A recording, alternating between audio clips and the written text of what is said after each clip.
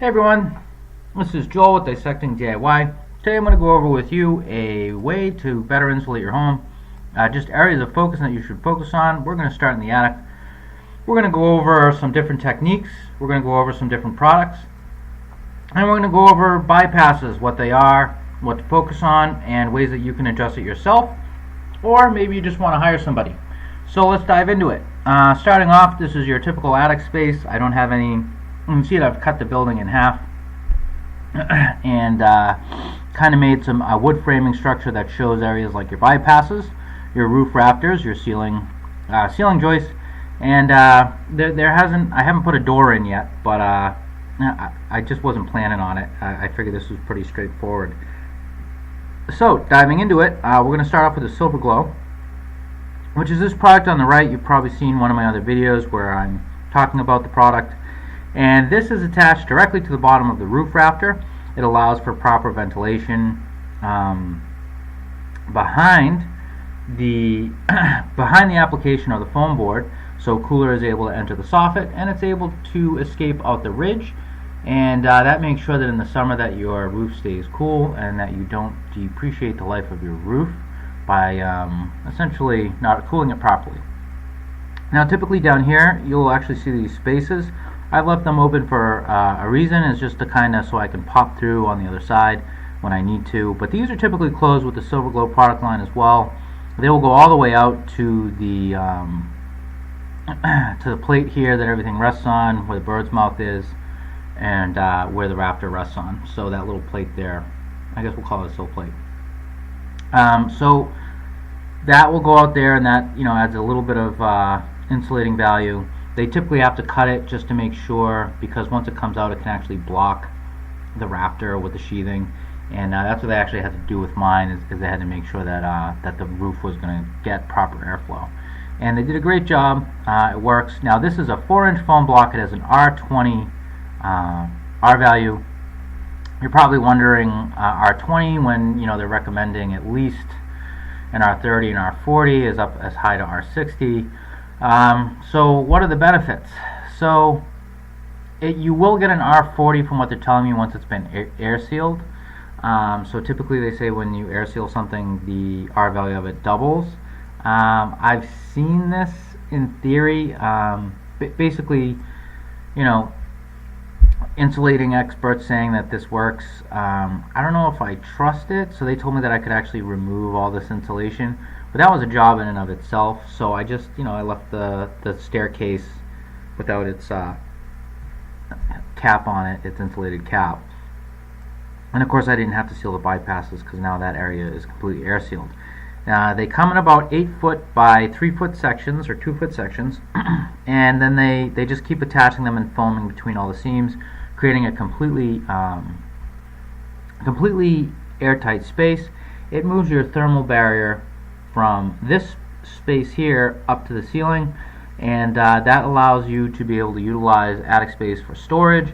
If you're putting things like heat pumps, whether they be cassettes in the attic or a whole heating and cooling system in the attic, this will help in the summer, so it's not overworking. It's not basically fighting the attic temperature to cool your home, and it's not going to be fighting the cold temperatures in the winter to heat your home, especially if it's a heat pump. Same thing works here on the left. This is a spray foam application. You can actually see the rafters here, as some states or areas, municipalities require that sheetrock be applied once this is applied to increase fire rating. Of course, once fire hits any of these products, left or right, like any fiberglass insulation, it just burns up. So, some municipalities have added requirement for fire code. Now let's get into your bypasses. Here you can see a typical insulated attic. This is fiberglass bad insulation. There's a lot that use cellulose or fiberglass blown in. All those products are completely fine. I do prefer the cellulose, as it is a fire retardant, and it also, as it ages, compacts. It does compact over time, which does reduce R value, but it also becomes a little bit more airtight. And that, of course, as I just discussed, once something becomes more airtight, it will stop airflow and become a better insulator. In that case that it does compact, you just add a little bit more on top. Try not to disturb it. You can do it with your hand in the bags. A lot of fun, let me tell you. So anyways, here are examples of bypasses. Now bypasses are any hole in the sheetrock, in your ceiling or in your walls where the conditioned air from the primary areas like your living space, your living rooms, your bedrooms, anywhere where there's an area that you're trying to heat, can easily escape and head right up straight into the attic space and go right out. If you have blown-in fiberglass, while it is an excellent insulator, if your bypasses aren't sealed, it's a terrible insulator because it's terrible at stopping airflow. So once you stop airflow, fiberglass is great, but until then, it's really a waste of money to have someone come in and just blow in insulation. When I was trying to insulate my attic, I had a guy, insulator, that just wanted to do that. He wanted to blow in fiberglass, and I said, well, what about the bypasses? And he said, what are bypasses? So I didn't hire him. It's basically, there's just some people in the industry that are just used to doing something a certain way. They don't stay up with new technologies, new methods, and those are typically the people I shy away from because they're just taking your money. Now here we have a wire coming up along with a vent stack. A vent stack is simply piping that goes out your roof that puts air behind all of your traps to prevent the water from the trap being sucked out. So if you see that, completely normal. You just want to foam around that, foam around this. Anywhere where a chimney comes up, you probably want to use a foam blocking. And of course, if it's a metal chimney, you got to make sure that certain fire codes are met. That's going to get really hot. You don't want to put any type of PVC or plastic type material against those. So you will have to do some research. I would recommend consulting a professional who knows how to deal with it to seal that. This is a light can. Light cans, when installed in the main area, there's really nothing you can do about them. You don't want to seal them from the bottom because there is certain ventilation that they do need, especially if using incandescent bulbs to dissipate heat. But they do have these big ice cream cone type looking things that go around this. They allow for proper spacing and heat dissipation while stopping airflow, and they're typically installed in the attic. You could ignore the ones on the main level just because you can't get to them. Now you can do some caulking around where the light fixture is from the bottom, but remember, these have to remain serviceable by an electrician. If he needs to remove them, he's going to be grumbling if you've caulked everything and sealed everything, because typically it's not the code. He's going to complain about that, and it's going to be a fire hazard. But you can, in some instances, and like I said, hire a professional, caulk right around here, but the rest of it, like the holes, the screw holes, have to remain open, so that can limit it. The size hole, once installed, is about a business card worth of air loss, or there's basically a business size hole where air escapes. So if you have 5, 6, 7, 8 of those, you're losing a lot of air. So that the amount of air loss can stack really quickly, and if they're at your attic level, that's where you want to address them. Now, other forms of bypasses are things like your windows. Windows, typically there's an insert that's put in, and there's about a 1/2 inch to 1/4 inch gap. You'll see shims to make sure that the window is square, and then there's a trim or molding that's around it, and that's where you would want to focus. You would have to remove the molding or the trim. None of that is here. This is just the rough-in opening, and what that's going to do is, once the insulation has been removed and it's been foamed, that's going to stop airflow. Now you can get brand new windows, doesn't matter who it is, Pella, Anderson, Harvey, and none of them really address taking off the molding and addressing that. So if you have brand new windows and it's still drafty and you're calling to complain, you might just want to take a look at this area first, have a handyman come out, maybe your handy yourself, and again, you just want to remove the insulation, make sure that the sheetrock's been removed to about a 1/2 inch, and then you can feel free to foam all around it. Don't go too overboard with it, because once it starts coming out, it can get messy. Little pro tip: if it falls on the carpet, don't try to wipe it or touch it.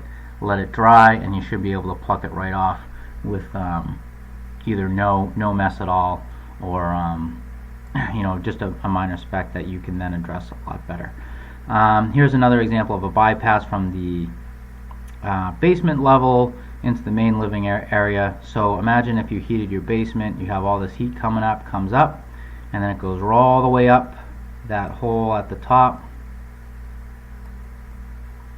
All that hot air, conditioned air coming up, and then it goes right out into your attic. You're literally just wasting money. Same thing for wall outlets. Wall outlets, pretty easy to address. You see right here, so you would take off the wall plate. Unfortunately, I'm not going to be able to do it. But right here, you take off the wall plate anywhere where the electrical box meets sheetrock. You want to look for gaps. You unscrew the outlet, you pull it out. I would have someone that knows what they're doing. If you don't have any idea of how electrical works, you can open a can of worms. This is why I recommend professionals if you don't know what you're doing. So if a wire comes loose or anything like that, you obviously want to make sure that any time that you're dealing with something like this, that you shut off the power. But you want to caulk around the box, make sure that that's sealed up. Then you apply a foam gasket to the plate. Once that's been done, you just use child safeties, the flat ones, to go into the outlet, and that will stop or limit airflow. Interior doors, I have seen some people foam them and some people not. I actually had to do one in my house because it met the exterior wall, and it was just really drafty in my son's room. I foamed it, and I raised the temperature from 58 degrees every night to his room now is about 64 degrees. So I did this method down here, and then I addressed the door. There was a big hole in his closet where they didn't apply sheetrock. That was probably part of the culprit. I foamed all that, and then I foamed the U-framing, which is the next part that we'll get into.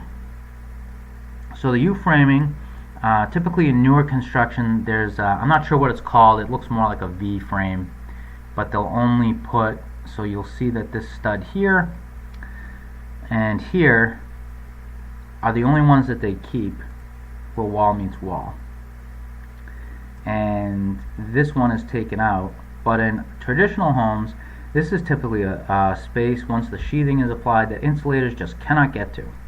So there is a method to fill this with foam. You want to use a window and door foam, or a low expansion foam, and that will help alleviate any problems of pushing the sheathing away from the building, because once foam is in a tight space, it has to expand. If it's not allowed to expand, it will, and cause some damage. So the low expansion foam, you're going to start above your baseboard. So you probably got some baseboard here, a heater, or some wood baseboard. You're going to start a couple inches above that, because remember, you're going to have to repair it, and you drill every 12 to 18 inches. I did 18. You're going to notice a little bit of insulation, because insulators will try addressing this by stuffing a very small amount of insulation. So you will notice that. Just ignore it and just keep going all the way up. After each can is emptied, you want to wait about 20 to 30 minutes to allow the foam to expand, and then you keep going. Once you get to the top, you're going to start noticing foam pouring out the top. You want to let it do that as much as possible, or out each of the holes. And then once it's done, you just pluck the foam right off, you sand down any problem areas, and then you apply your joint compound, sand, and paint. Pretty easy. I've done it to a bunch now in my home. I've noticed a difference, and I really like the result. If you do not do the proper steps here, you can cause a mold issue. If it isn't allowed to cure properly and expand properly, you will cause a mold issue. You will smell it. It'll cause a lot of problems, and the way to remediate that mold is typically by ripping the sheathing off the side of your house. So this, I would consult a professional. There's not a lot of people doing it right now. It's a newer method, but in older homes, I've noticed it does need to be addressed, and I would consult a professional, because if you do this and you get that mold smell, you have to deal with the mold right away. You have to get it out of the wall. So I've done it in my home. I've had no issues. You really have to skip those steps and not allow it to expand and not allow that 20 to 30 minutes, and it basically just stays wet in the wall. Now that that's been addressed, let's see what else that we have here. We've gone over the windows, we've gone over the doors, outlets, light switches, and light cans. So the last thing that I wanted to go over will be your sill plate, rim joist, and of course floor joist. Here you can actually see that we have an uninsulated space here on the left. Let me just get a better viewing angle here. This is uninsulated. This is the Pink Panther 1.5 inch foam blocking. You can go 2 inch. You can even go thicker than that if you want. It's gonna the 1.5 inch adds about a 7.5 R value, and by doing this, you're actually gonna vapor seal this area as well, or air seal. Now, when you take the measurement of the foam blocking, it has to be a 1/2 inch smaller than the total measurement of the space. You want to center that, and that way you can apply foam all the way around this. Once that's been done, you can see this is where the foam has been applied, and actually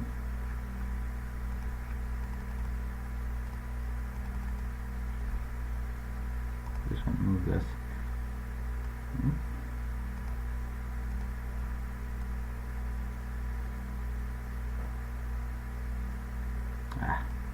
All right, I'm not gonna mess with it. So, undo. Here we go. So, this is an area that you'll see completely foamed all the way around. You want to make sure that it's foamed all the way around here. And once that's done, that will be air sealing. That technically is fire blocking. So anytime you foam something like that where the fire can run up the walls, that should meet fire code. Of course, don't quote me on that, but what I always like to do is I always like to go above and beyond. And right here you can actually see I've added more insulation. And this is a rock wool stone slag insulation. And this is moisture resistant, it's fire resistant, it adds a bit of soundproofing as well, and I really like it. This application, it's an R23 for 2x6 construction. You can get the R15, which is 2x4 construction, and all it's going to do is protrude a little bit more. I recommend making it flush, because the next part, people or insulators for air sealing are recommending that the sill itself, the sill plate, be sealed. So there's 2x6, 2x4 that the whole house rests on, and this they're recommending be caulked and sealed. You leave the area of the foundation and where the sill meet completely alone. You don't want to caulk there. There's typically a black gasket. It's to air seal to help insulate. They don't do very well. The newer construction has it squared away, but there's really nothing you can do other than you just got to leave it alone, and then apply more of a denser insulation, which again, rock wool meets this criteria. So what I did in my home, this is flush, and then I do a sawtooth pattern where I take a full piece of insulation and I cut it around the rafters. It's a little time consuming, but it helps stop some of that airflow. And the reason that I can't caulk it is because I have all sorts of wires that I don't want to remove just to stop airflow. Of course, if you want to tackle that, you can. It's just really, if you're in a tight space, it can really be a pain in the butt. After this is done, you can foam your concrete walls. It is now highly recommended that you do this. However, if you don't address moisture issues, it can again cause a mold issue. Any type of air sealing, if you don't address moisture issues, you're going to cause a mold issue. So obviously dehumidification is needed. It might not necessarily be beneficial. A French drain system might be needed. But you're going to want to do a vapor test on your floor before you go any further. So a vapor test, you just take a plastic sheet, polypropylene sheet, put it on the ground, wait 24 to 48 hours, especially after a rain. You want to do it during a rainstorm, and you want to do it when there isn't rain to see how much moisture. You lift that up. If it's dark, you have moisture issues, do not proceed because concrete will wick that moisture up. It's supposed to evaporate right out into the basement, which is why we have to have dehumidifiers. This is always going to be equalizing with the ground temperature, which is why they recommend that it be insulated. But when a professional comes in, they're going to insulate from here all the way down, and they're going to make sure that all this is sealed up nice and tight for any moisture that does accumulate. And then with the French drain system, any of that moisture that does accumulate is going to run down and be dealt with the French drain system. If you have radon, again, you want the professionals to deal with it because you want to keep that radon sealed, especially with the French drain system. There are those systems that are French drain friendly, I guess you could call it. Outside of that, if you ever, we'll get to this side with the stud framing.